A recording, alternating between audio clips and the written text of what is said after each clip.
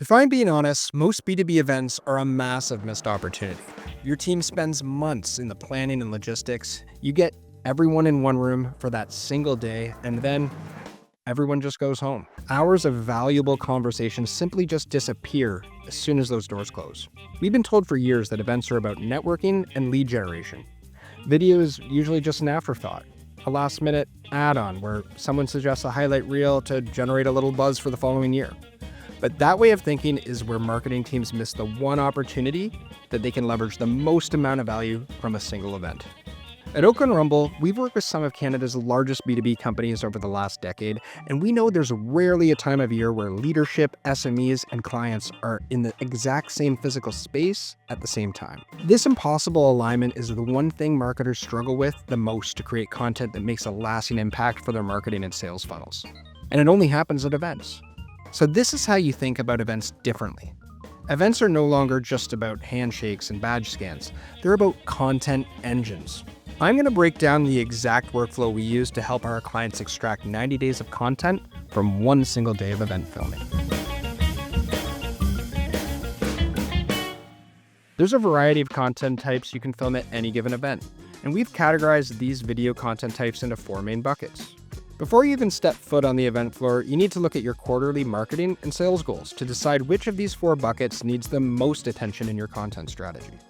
Those buckets are authority, conversion, connection, and evidence.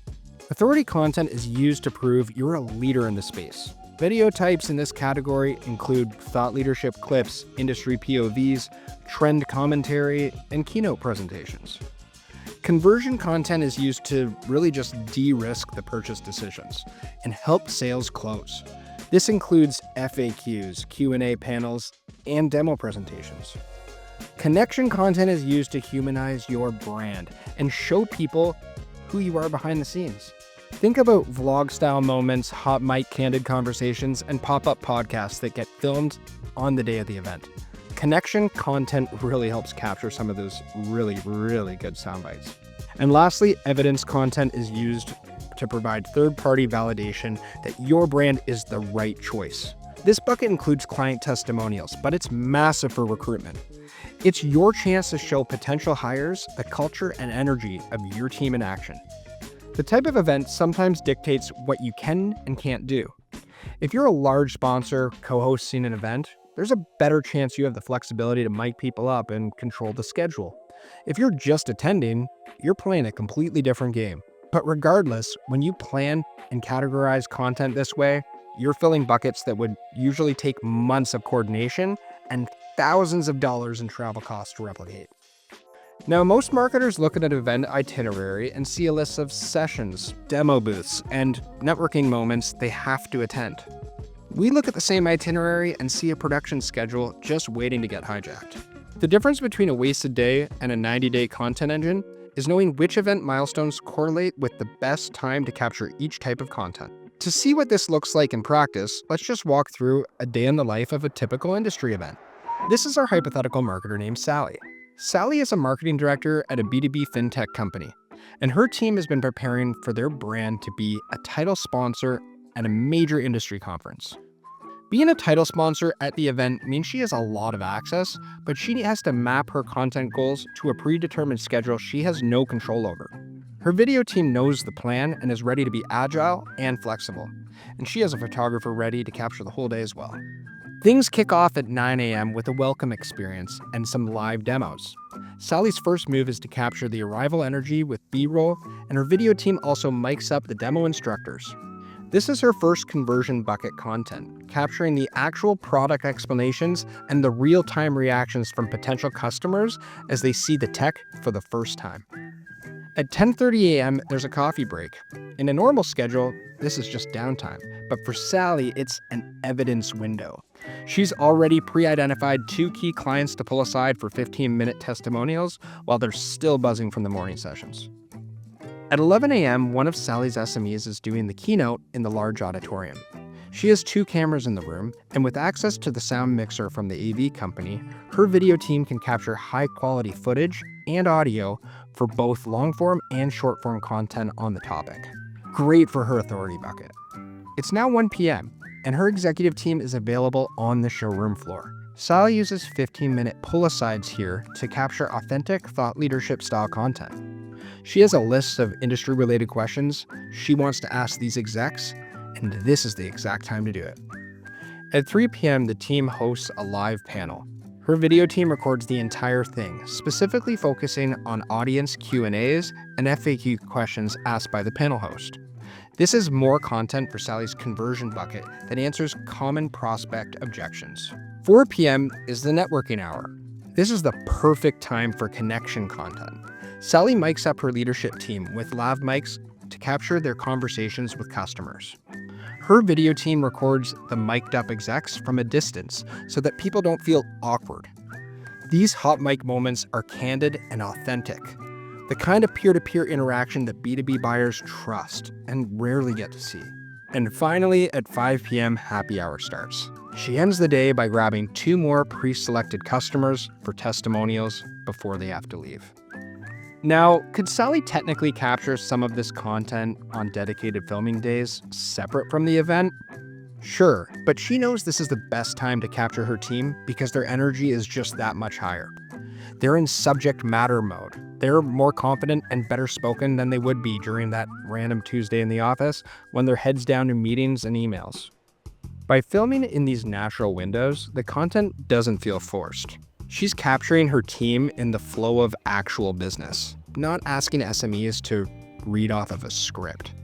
That lack of polish is exactly why B2B buyers trust it. So when the booth gets packed up, Sally isn't just done with the event. She's sitting on a content library that will fuel her brand for the next 90 days. But Sally's still not done yet. Having 100 gigs of raw footage is a great first step, but she's only halfway there. Now she needs to turn that 1 day of filming into her 90-day content engine without burning out her creative team. Sally needs a distribution playbook that treats her event footage as a multiplier for every single one of her marketing channels. Now you might be asking yourself how Sally handles the planning, the filming, and the editing of all this content. Well, Sally's marketing team partnered with us here at Oak & Rumble to use our Acorn and Rumble content engine. It's our yearly partnership where we handle the strategy, the filming, and the editing for you. We plug into your workflow to deliver a steady stream of thought leadership, testimonials, and event content for less than the cost of a junior marketer. It gives Sally the capacity and the confidence to fill her content calendar with video without managing the day-to-day production herself. If you want to see how that can work for your brand, there's a link in the description below. With the Acorn and Rumble team handling the execution and consulting on the strategy, Sally can focus on the high-level distribution. This is where that 1 day of filming turns into a multiplier for every single marketing channel that she owns. It starts with the social channels. The editing team slices that single event into 30 to 50 short clips, enough content for weekly posting on LinkedIn for the next 3 months. For long form, they take the full keynote recordings, panel discussions, and interviews and turn them into deep dive YouTube videos that build long-term authority and SEO. Next is the email sequence. Sally sends recaps to the people who were there, but she also uses what you missed clips for the customers who couldn't attend. It's the perfect way to build that FOMO and increase the attendance for next year. Then she empowers her sales team with the demo recordings and the client testimonials for landing pages and sales enablement decks. Finally, Sally looks beyond video. She has her marketing team repurpose presentations transcripts into blog posts and uses the high-res photography for future slide decks. Because her video content strategy focused on expertise over time-sensitive topics, the majority of the video content created is evergreen, which means it'll stay relevant for months. The whole workflow is a full loop: plan, capture, edit, distribute, and reuse. Instead of just walking away with a few leads and tired feet, Sally has an entire content calendar already filled. With her distribution playbook already in motion across social, email, and sales, she effectively finished her next 90 days of content before she even boards the plane home. Now, if you're in a regulated B2B industry, there's one more hurdle that you have to clear to make this work: compliance. Most marketers worry that unscripted content and legal reviews just don't mix. And sometimes it feels like compliance is just this big buzzkiller. But the reality is, compliance teams exist to protect the brand. something we all support. So how do you get that content through the review without making the process a nightmare for everyone involved? But before we get into that, if you want to feel as on top of your marketing strategy as Sally is, we built a tool to help you get there. It's our B2B video benchmark assessment. It takes about 3 minutes to complete and gives you a tailored score based on your current video strategy while showing you exactly where the gaps are and how to fix them. It's the fastest way to see how your production and distribution stack up against competitors in your industry. There's a link to that in the description below. Look, I get it. Compliance is usually where the best marketing ideas go to die. It's incredibly frustrating to have legal review and strip everything out that made that piece of content actually worth watching. It's why so many marketers stick to these safe and boring scripts, because the headache just doesn't feel worth it. So let's talk about compliance and how to navigate it. Because every compliance team is built different, there's really no single right answer. Some are strict and some are more relaxed. But our general rule of thumb is your experts are already out there talking to clients and potential clients every single day. If they're comfortable saying something to a prospect face-to-face on a trade show floor, 9 times out of 10, it's going to pass compliance.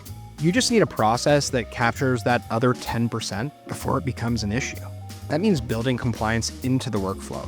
For example, before we ever dive into heavy editing, we upload a giant video file of all the usable content from the event to a collaborative review tool called frame.io. We call this our selects file. You and your legal team can watch this one file and flag any potential red flags right at the start. And we simply just stay away from those moments while we edit the rest of your video assets. This way you're not crossing your fingers and hoping that the final videos pass review at the very end. We're only editing the stuff that you already know is safe. It takes all the stress out of the process because compliance is now the guardrail that lets you move faster, not a wall that you're running into at the finish line. The reality is, if you're doing events, the impossible alignment of your experts, your leadership, and your clients is already happening. You've already paid for the flights, the booths, and the coordination. Capturing it all is the final steps to making that investment work so much harder for you. Events aren't just for leads and networking anymore. They are the absolute best time to capture content because your team is already on. They have the energy, they're in the right headspace, and they're already having conversations your audience needs to hear. It's the easiest way to fill your content calendar with almost zero extra coordination. And the best part, you didn't have to spend an extra day in a studio to get it. Now, the biggest way this opportunity falls flat is if you hire the wrong team to capture it. I see this happen all the time. A brand hires a local freelancer who knows how to make things look pretty, but they have no idea how to navigate the chaos of a B2B event or pull a great soundbite out of an executive. To make sure you don't waste your budget or your one window of opportunity to get the event footage, you should watch this next video. It's a deep dive into how to choose a B2B video production partner. We'll see you over there.